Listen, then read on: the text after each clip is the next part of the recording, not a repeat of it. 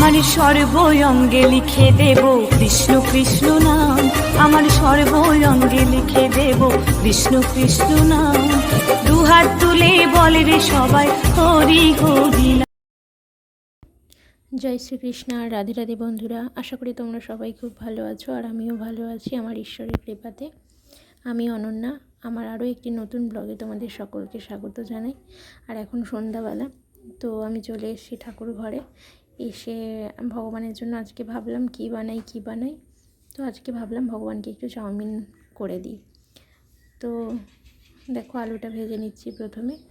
আর ভগবানের জন্য চাউমিন করতে তো আর অন্য কিছু লাগে না, শুধু আলু দিয়েই করছি, সবজি টবজি কিছু ছিল না, তো শুধু তাই আমাকে শুধু আলু দিয়েই করতে হচ্ছে। আর আমার গোপালের জন্য কিন্তু গ্যাস, ওভেন মানে সমস্ত কিছুই আলাদা, তাই আমার গোপালকে মানে সেবা দিতে আমার কোনো অসুবিধা হয় না। আর যারা তোমরা গোপাল সেবা করছো তাদেরকে অনুরোধ করব ঈশ্বরের জন্য অন্তত একটু কিছু মানে যাতে আলাদা করে তোমরা রান্না করে দিতে পারো সেই ব্যবস্থা করতে। যে শুধুমাত্র যে গ্যাস লাগবে তার তো কোনো মানে নেই, হয় একটা স্টোভ বা জনতা বা একটা কাঠের উনুনও ছোট্ট জোগাড় করে রাখতে পারো, যেই উনুনে রান্নাবান্না হয় বা যেই গ্যাসে আর কি আমরা নিজেরা খাবার রান্না করি। যারা নিরামিষ খায় তো তাদের তো কোনো সমস্যাই নেই, কিন্তু যারা আমিষ খায় তাদের কিন্তু গোপালের জন্য আলাদা একটা মানে গ্যাসের বা রান্না করার আর কি ব্যবস্থা করা খুব দরকার।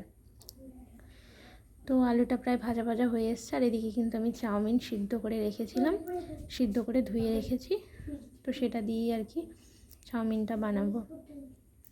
আর আমার ঠাকুর ঘরে কিন্তু সমস্ত বাসন, সমস্ত কিছু আমার গোপালের জন্য সমস্ত কিছু আলাদা। আর আমি একদিনে কিন্তু এত কিছু জোগাড় করতে পারিনি, ঈশ্বরের কৃপাতে আমি অল্প অল্প করে টাকা জমিয়ে আমি কিন্তু ঈশ্বরের জন্য এই ব্যবস্থাগুলো করেছি।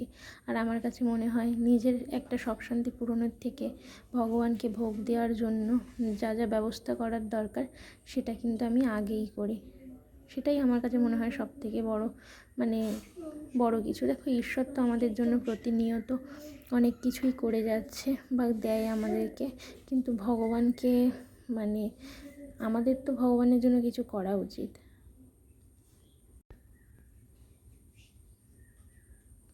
তো বন্ধুরা দেখো আমার কিন্তু চাউমিনটা হয়ে এসছে। আর গোপাল সোনার জন্য কিন্তু আমি এইভাবেই চাউমিন বানাই, কোনো দিন পরোটা বানিয়ে দিই, কোনো দিন দুধ সুজি বানিয়ে দিই, এরকমভাবেই বানিয়ে দিই। আর আমার কিছুদিন খুব প্রবলেম ছিল, আমি করতে পারতাম না, তার কারণটা হলো আমার মানে একটাই গ্যাস ছিল, ঠিক আছে, মানে যে গ্যাসের সিলিন্ডারটা আমার একটাই ছিল। তো সেই জন্য কিন্তু আমি ভগবানকে ভোগ করতে গেলে আমার খুব সমস্যা হতো, নিজের সিলিন্ডারটাকে ধুয়ে তুলে আবার ঠাকুরের জন্য করে আবার নামাতে হতো। কিন্তু এখন আমি ভগবানের জন্য একটা গ্যাস সিলিন্ডারেরও ব্যবস্থা করেছি, তো আর আমার প্রবলেম হবে না। ভগবানকে প্রতিদিনই আমি কিছু না কিছু অন্তত বানিয়ে দেওয়ার চেষ্টা করব। সারাদিনের সংসারের মানুষের জন্য তো অনেক কিছুই করি, কিন্তু ভগবানের জন্য আজ থেকে আমি মানে সময় থাকলেও প্রবলেমের জন্য করতে পারতাম না, কিন্তু এখন আমার আর কোনো প্রবলেম হবে না। আশা করি ভগবানকে আমি প্রতিদিনই কিছু না কিছু করে দেওয়ার চেষ্টা করব। তো দেখো বন্ধুরা গোপালের জন্য কিন্তু আমার চাউমিন রেডি করা। তো এটা সন্ধ্যাবেলার টিফিন হিসাবে গোপালকে দিয়েছে। তার আগে কিন্তু সন্ধ্যাবেলা সব ঠাকুরের সাথে একসাথে গোপালকেও কিন্তু একবার পুজো দিয়েছিলাম। আর এখন চাউমিনটা করেছি, তো চাউমিনটা দিয়ে দিলাম। আর তারপরে রাতে আমার হাজব্যান্ড মানে আমার গপু সোনার বাবা কিন্তু দই মিষ্টি এনেছিল, তো সেটা গপুকে দিলাম। আর দই মিষ্টিটা দিয়ে কিন্তু দিয়ে দিয়েছি।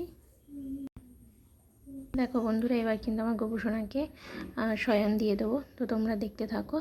আর বিছানা কিন্তু আমি আগে থেকেই পরিষ্কার করে কিন্তু গুছিয়ে রেখেছিলাম গপু সোনাকে ঘুম পাড়ানোর জন্য। তো দেখো আমার গপু সোনাকে কিন্তু শুইয়ে দিয়েছি।